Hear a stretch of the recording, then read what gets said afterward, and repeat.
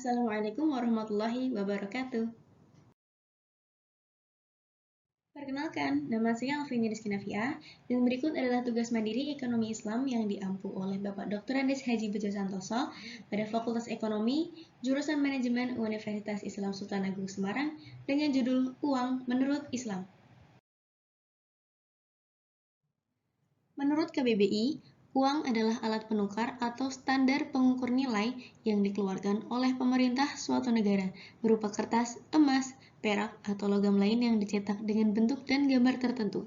Sedangkan pada perspektif lain, menurut Al-Ghazali, beliau menyatakan bahwa uang adalah nikmat Allah berupa barang yang dipergunakan masyarakat sebagai mediasi atau alat untuk mendapatkan bermacam-macam kebutuhan hidupnya, yang secara substansial tidak memiliki nilai apa-apa, tetapi sangat dibutuhkan manusia dalam upaya pemenuhan bermacam-macam kebutuhan mereka atau sebagai alat tukar.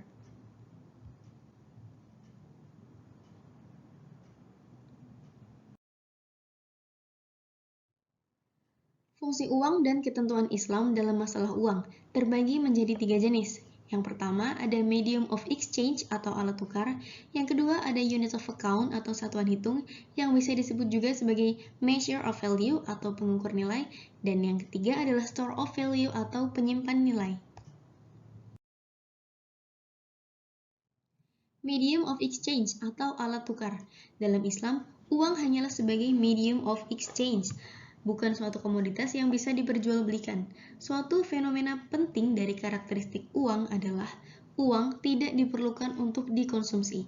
Ia tidak diperlukan untuk dirinya sendiri.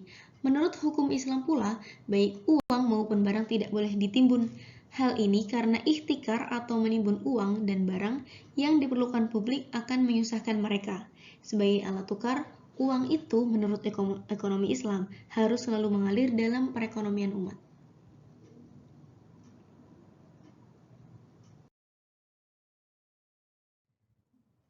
Pada unit of account atau satuan hitung yang bisa disebut juga sebagai measure of value atau pengukur nilai, Imam Al-Ghazali menyatakan dengan tegas bahwa Allah menciptakan dinar dan dirham menjadi hakim pengadil di antara seluruh harta kekayaan, agar seluruh harta kekayaan itu dapat dinilai dan diukur dengan keduanya. Sebagai contoh, seekor unta menyamai 100 dinar, dan sekian ukuran minyak za'faron sama dengan 100 dinar. Oleh karena keduanya kira-kira sama dengan satu ukuran, maka keduanya mempunyai nilai yang sama. Peran uang dalam arti religius terletak pada realita bahwa uang bisa digunakan untuk menghitung beberapa ketentuan agama seperti nisab dan kadar zakat, ukuran minimal mahar, kafarah atau denda bagi yang menyetubuhi istrinya yang sedang haid, nisab, potongan tangan bagi pencuri, diat, jizyah, dan lainnya dengan tepat.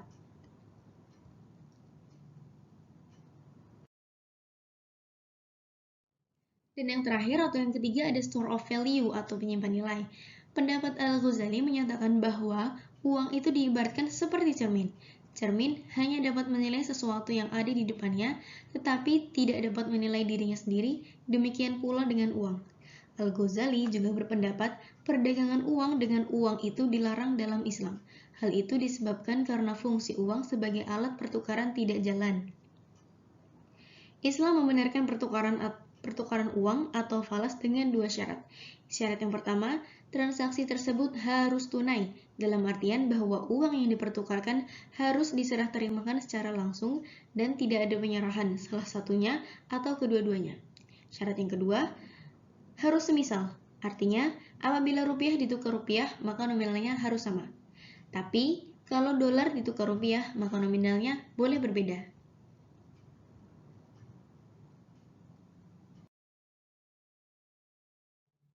Dalam ekonomi Islam, secara etimologi, uang berasal dari kata al-naqdu, yang mana memiliki beberapa makna. Makna yang pertama, al-naqdu berarti yang baik dari dirham. Makna yang kedua, menggenggam dirham. Makna yang ketiga, membedakan dirham.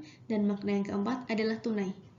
Pada karya fenomenal Ihya Ulum Ad-Din, Al-Ghazali mendefinisikan bahwa uang adalah barang atau benda yang berfungsi sebagai sarana untuk mendapatkan barang-barang lainnya. Al-Ghazali juga menyatakan bahwa uang muncul disebabkan oleh adanya sistem jual beli. Misalnya, seseorang ingin membeli sebuah baju dengan makanan. Dari mana dia mengetahui ukuran baju dari nilai makanan tersebut? Jual beli di atas terjadi dengan jenis-jenis barang yang berbeda.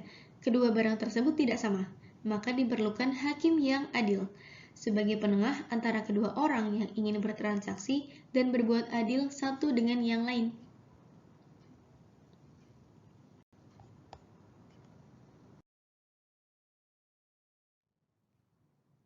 Dikutip dari tulisan Nur Hamid yang mengutip perkataan Imam Al-Ghazali pernah memaparkan bahwa dinar dan dirham termasuk nikmat yang besar dari Allah Subhanahu wa taala.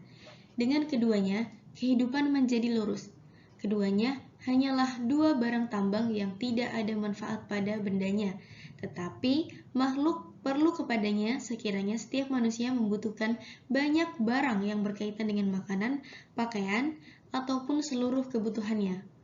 Misalnya, seseorang memiliki za'faron dan ia membutuhkan unta untuk tunggangannya, dan orang yang memiliki unta dapat saja tidak membutuhkannya dan membutuhkan za'faron. Sekian dari saya. Apabila ada kesalahan mohon dimaafkan, karena kebenaran hanya milik Allah. Terima kasih. Saya Alvini Rizky Nafia pamit undur diri. Wassalamualaikum warahmatullahi wabarakatuh.